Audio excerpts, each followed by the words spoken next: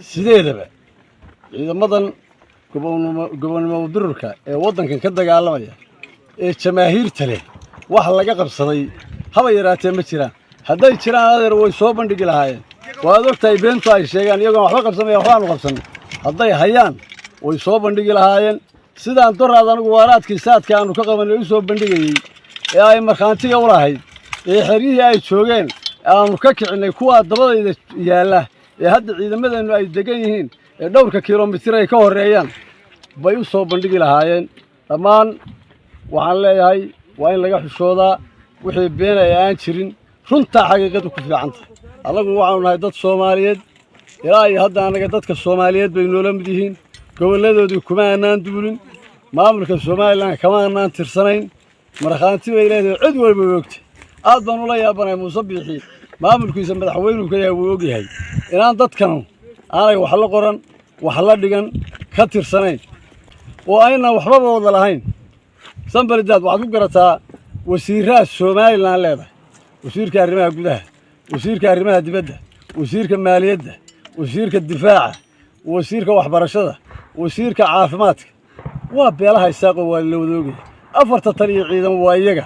hogaamadu waa iyaga cid walba waa ogtahay haddaynu wax wada leenahay taasaynu wada yeelan lahay oo aynu hore u doonan lahay markhaanti bay u tahay inayna weliga dawlad la yeelanayn lana yeelan doonin aad baan u salaamayaa dhammaan warbaahinta maanta wasiirka warfaafinta Somaliland oo deegaan ahaan aad isku meel ka soo jeedaan baa hadlay warbaahinta la hadlay isagoo waliba si kulul u hadlay arrinkaas maxaa kaga jawaabaysaa salaam Yuusuf Arikoole deegaan ahaan waa ka soo wada jeednaa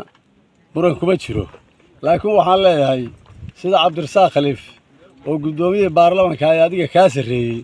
dadkiisa waladan leeyahay u garanayo baan leeyahay salaamaanow inaad dalkaaga iyo dhulkaaga cafis baa lagu fidinayaa noo kaalay isimada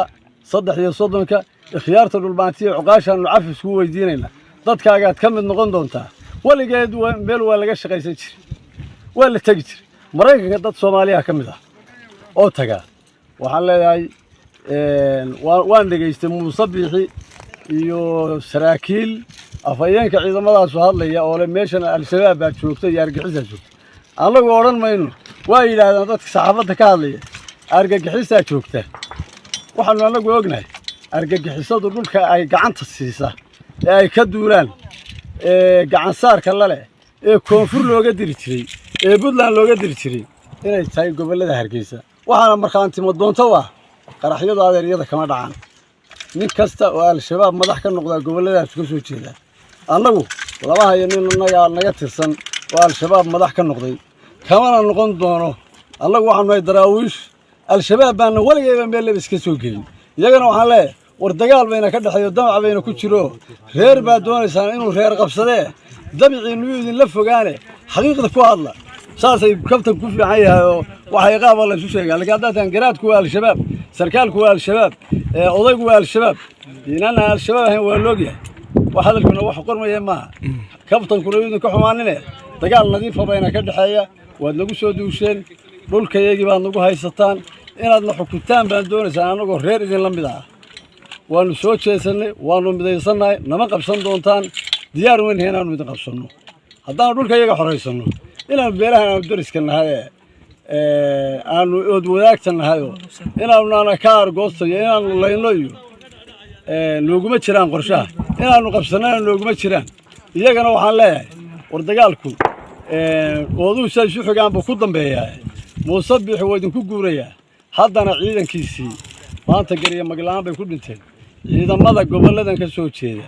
ee halka ku dhimanaya waa shiid jannatu firdawsay hore ka galayaan kuwii idinku aad lahaydeen waa kuwa adeer baqtigooda meelaha aanu ka ururayna hadda aakhirana cadaab uga horeysa